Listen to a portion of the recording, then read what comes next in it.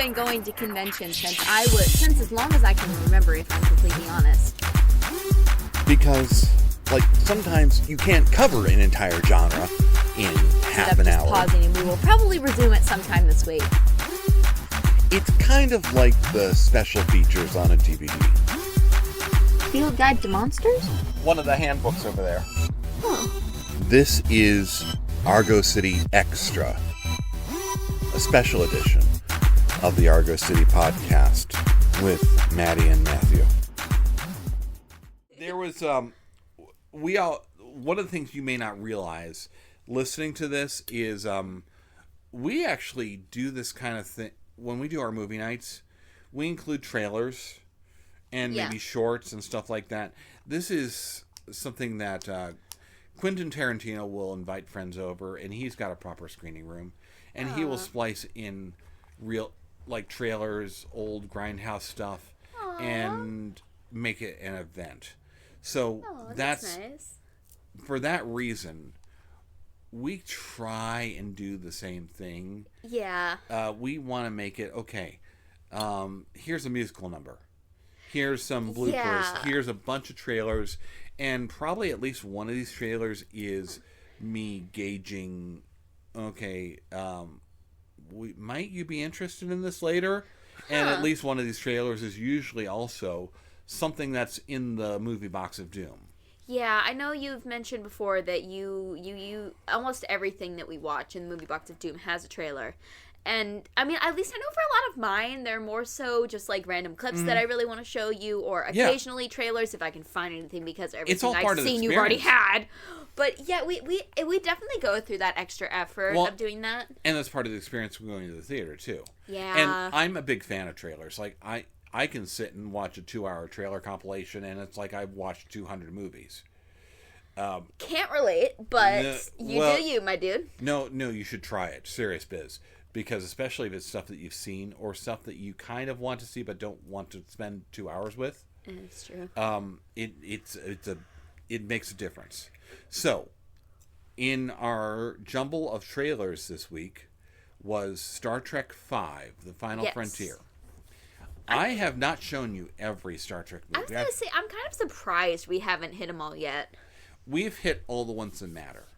Okay, that's fair. Star Trek V is one of the lesser ones, and there's a variety of reasons for that.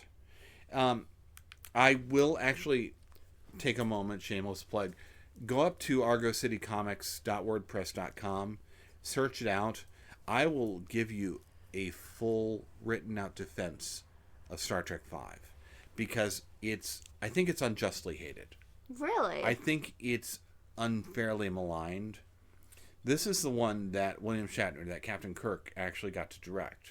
Yeah. Well, the problem is it's during the writer's strike. So there's nobody to tell him no. And it's during the summer of 1989. And the summer of 1989 was overloaded. Like Ghostbusters 2, Indiana Jones and the Last Crusade. There were a lot of big budget, high profile action films and stuff like that were coming out that year. So, like, he couldn't get the effects house that he needed. Aww. Lucasfilm was not available. And there was, because he's a first time director, the studio could bully him a little bit. Oh, poor guy. Like, fast track the movie. It has to be this date. Like, when Leonard Nimoy was directing, he would tell the studio, well, go fly a kite. I need 2.5 years. And Shatner didn't have the clout.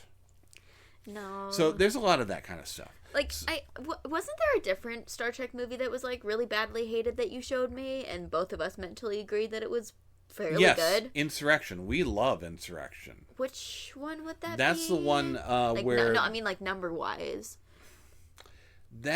See, by the time when they switched over to the Next Generation movies, they stopped numbering them. Oh, okay. So, Generations is 7, First Contact is 8, so it would be 9. Okay. Well, 5, the other thing that Shatner faced was his budget got slashed. Ugh. Like, terribly cut. So they had to redo the entire ending in the edit room. Ooh, so there's like a cloudy godlike face chasing him through the wilderness. It wasn't supposed to be a cloudy godlike face. It was supposed to be a bunch of giant rock monsters. Oh, it almost makes me wish that the fandom had like gone through and fixed it for him. Well, that's what Galaxy Quest does. Galaxy Quest gives us the rock monster that William Shatner really wanted for his movie. That's so sad. And I love that. It's why I included that trailer. And it's important. We finally get to see that kind of thing. No, that's wonderful. But I mean, that entire section where they're on the planet, I'm looking at you like, why are we in a desert again? We are in an episode of Star Trek. Little blue guys that are about to... No, we could have cut this movie at any point, and I would have assumed we were in it. Like, if you had shown me this, and I didn't know that it was this movie, I would have assumed we're in an episode at any point in this movie, just in a different generation that I didn't know. Like, yeah. I have no doubt that my uncultured mind would not have second-guessed it. I mean, the colors on the uniforms, the little pips on the collars and on the shoulders. It wouldn't surprise me. It all speaks towards the design language. Even, like, they make fun of the transporter. Okay, so... Oh, no. They bring a little hog and he gets turned inside out on screen. It was gross. It gets turned inside out. It was and gross. Then explodes. And then the guy is just standing there, just smiling like his creepy self. And everyone else just ducks. And we're just finally acknowledging the horrifying reality that the transporter might be. But then again, this is a callback to the first Star Trek movie. And transporter accident goes horribly wrong. And so I keep coming back to, they know it. They get what they're doing. They understand the lore. They understand the universe. Yeah. But they also understand film, because we've been talking all about how much fun this is and how much we are laughing. It's wonderful. And then one of them said, well, you can go, we can finish this up, you can go back home. Well, no, we don't have a home to go back to. Oh, my babies. But that's the thing, on a dime it turns serious. That's true. I mean, this turns into a real drama. Yeah, it's like, it's so good at going back and forth between it. It's like not tense enough to the point where it's like constantly a thriller. Mm-hmm. It gives us laughs now and then to break this tension, and it's like, I love it. I love it. But I mean, you're so invested in these characters. Oh, absolutely. You do not. It doesn't matter that they're flying spaghetti monsters. You are so invested in what... One of the things that we do on our television night, and I haven't done one in a while, we still have a handful left, but one of the shows we used to watch is Night Court. Right. It's been a while since we've watched any Night Court. I've stopped looking at the courthouse across the street. I think we need to fix that. But the reason I love Night Court is because it's that ridiculous slapstick, and then it turns on a dime about 18 minutes in, and it turns into some serious drama. Because this is a serious drama. We are literally trying to save this entire world, this entire race. Who's left? It's who's ever on the ship. It's like there's like no less than 20 of them. It's so tiny. And you can look at each one of them. Yeah. And you know them. Yeah. These are not random aliens. These are people that we understand. You look at the one that's been following Alan Rickman. He's been following Dr. Lazarus. No, don't remind me. And he's literally decided, I'm going to be a Vulcan. I'm going to be a whatever they call Finhead, them. whatever you are. I've decided to live that life of pure logic, which, by the way, Vulcan mysticism is what helps him elude the aliens once they board the ship. Yeah, that's like amazing. Like he looks up and then you look at me and you're like, they never look up. And I'm like, hi, friend. How long have you been up there? And then he gets it. He gets shot! And I'm so sad. And he Alan Rickman, he kneels down next to him and he gives the line that that he hates so much. You know, it's as if Leonard Nimoy getting sick of saying "live long and prosper." Well, no, Alan Rickman's giving this line by Grap Thor's hammer. I will avenge you, because he's got somebody. And then he goes totally insane and jump kicks the dude. So he's genuinely avenging him. I was watching that. I was like, wow, because he literally jumped on top of him and was like, punch, punch, punch, punch. It was hilarious. And you know what? We do conventions. We enjoy the cult of celebrity. We enjoy meeting our heroes. That's a thing. But let's go back to the fanboys that you were talking about earlier. Yes, they are wonderful. But in relationship to these characters, this version of Kirk and Spock and... Yeah. Well, the reason I think that we relate to them, the reason that we gravitate towards them... Yeah, I was... Right at the beginning, I was saying Star Trek even comes before Superman. Yeah. But what is Superman? Superman is an aspirational character. It doesn't matter that Superman has superpowers or the super strength or the flying. Superman just makes you want to be better. Yeah. He makes you want to go further. And so do these characters. So does Captain Kirk. So does Luke Skywalker. Yeah. So do all of these. So when Tim Allen is saying, never give up, never surrender. Yeah. He's finally kind of leaning into this aspirational character. In fact, I think our actors are finally taking those characters as their inspiration. It was really cool seeing them really step into their roles way towards the end of the movie as they're flying the ship and getting home. They very much yeah, this is who I am. I'm gonna be just as inspirational, just as powerful. And it's inspiring the fans to do the same thing. Yeah. To step up, to be more than just, okay, I'm just reading a book in my basement in my bedroom.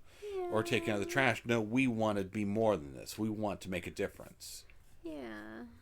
Didn't you mention that there was a story behind with Captain Kirk, yelling at the fan and such? Wasn't there, a story behind that? There's a moment earlier in there, and I think a lot of Star Trek fans know this.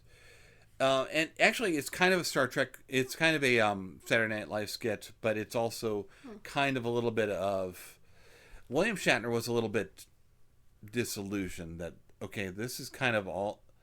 this is all anybody knows me for, and the show's off the air and I'm not getting any royalties and I'm not getting paid, and sometimes I'll show up to these are the worst exaggerations, the worst versions of these characters. Yeah, absolutely. But there's literally a Saturday Night Live skit where he goes off on the fans. It's it's just make-believe. Get a life!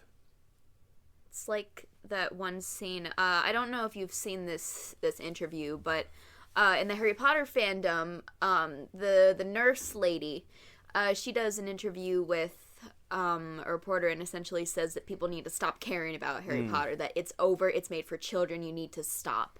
And it essentially turned the entire fandom against her. Nobody likes her anymore. And it should. It kind of should. Because regardless if you think it's for kids or not, a fandom is always going to be something important in someone's life, even if you leave it far behind. As I'm revisiting a lot of my old fandoms at the moment, and it's these bring up such good memories. Frankly, you're not going to change my mind. It's always going to be there. I'm always going to have the merch hiding in my house somewhere. Well, and we do memorabilia and with stuff like that to just kind of connect with it. And if we're fortunate enough, And if we're fortunate enough to meet some of the people that are part of that, but we do it because this character's meant something, and I keep coming back to this aspirational feeling. It makes us want to be better. It makes us want to do more. Yeah. And so that's where something like that really hurts. And again, this movie is playing into that. It's playing into the disappointment with certain people. Like, we spend time in the convention world. We're actually going to do, at some point, a couple of convention episodes.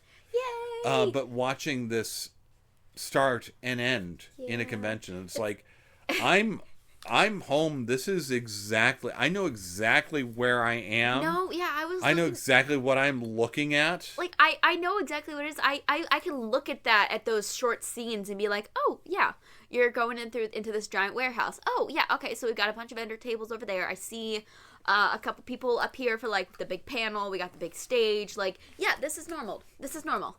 We're going through the autograph line. Yeah. And it almost reemphasizes the importance of the people who are signing autographs. You know what? We want to be better than this.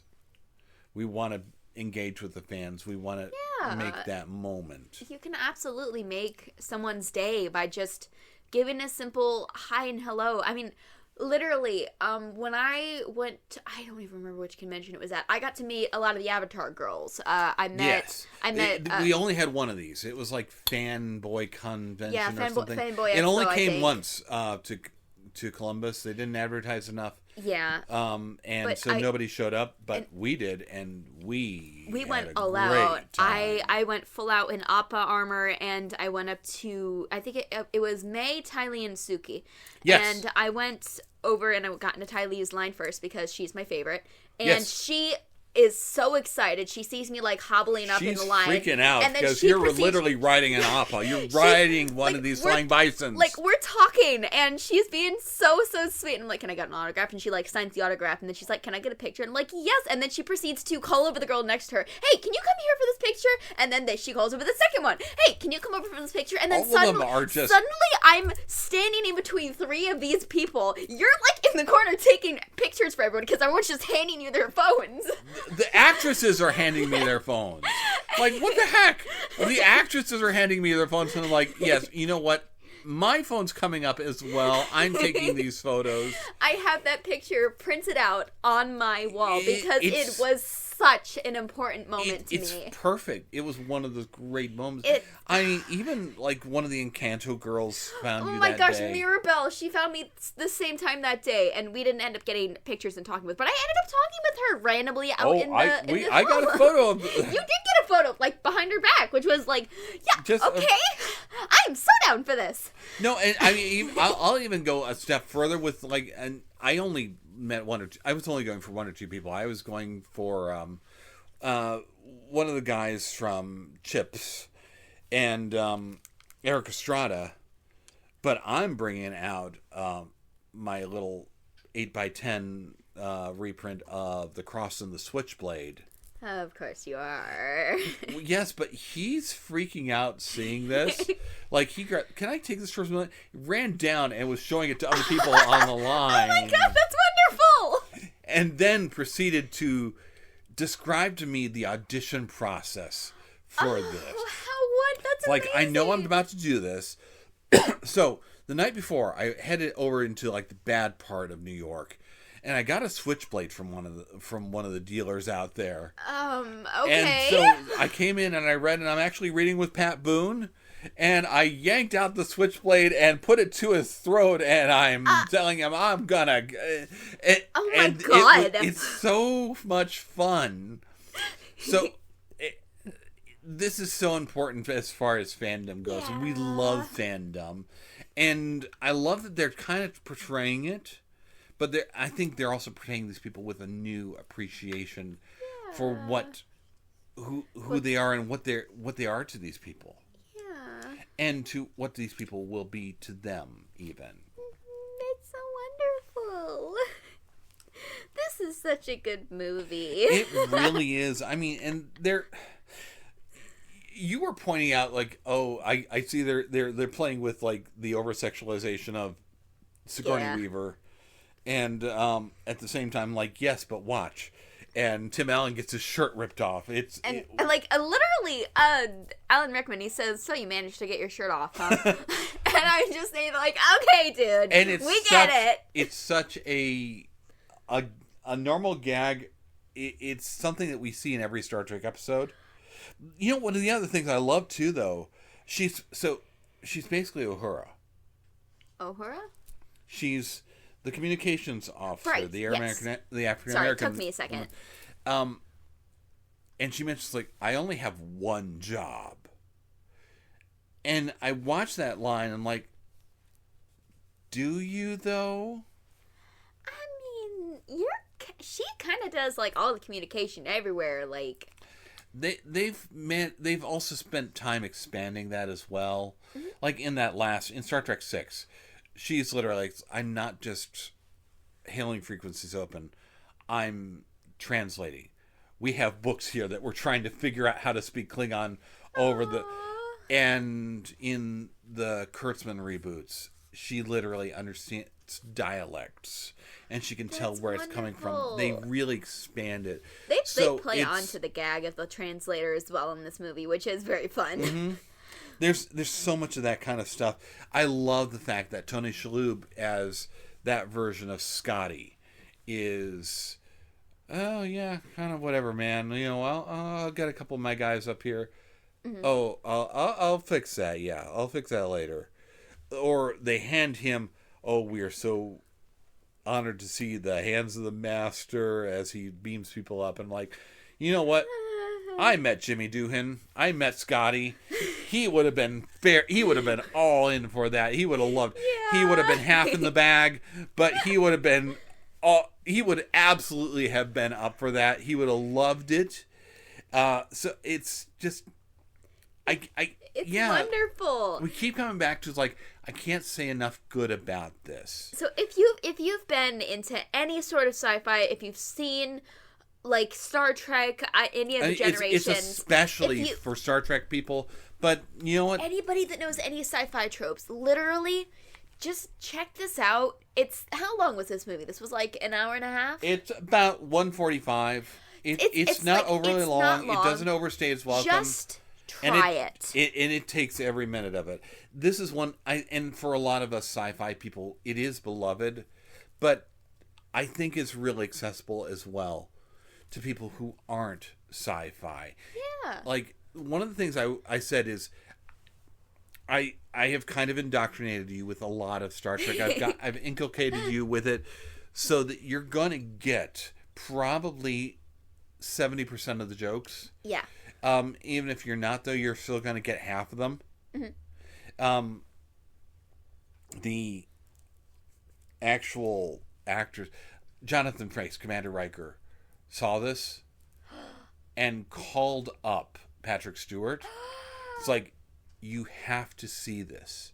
Stewart's like, I wasn't really planning it. And Frakes said, no, you have to see it. And it's because they get it. They get the joke. What's the term? They got accepted by the actual cast. Mm-hmm. And that's a golden trophy right there. And it really does. And it embraces the genre. It embraces the fans. There's nothing here. I don't come away from this feeling like I've been talked down to. Yeah. I don't come away from this feeling like I don't come away from it feeling degraded. In fact, I come away from it feeling uplifted. And that's really a lot of what you want from this. Yeah. So, yeah, absolutely. That was Galaxy Quest. And we will see you next week with a whole different episode of Argo City Podcast. Thank you. Bye.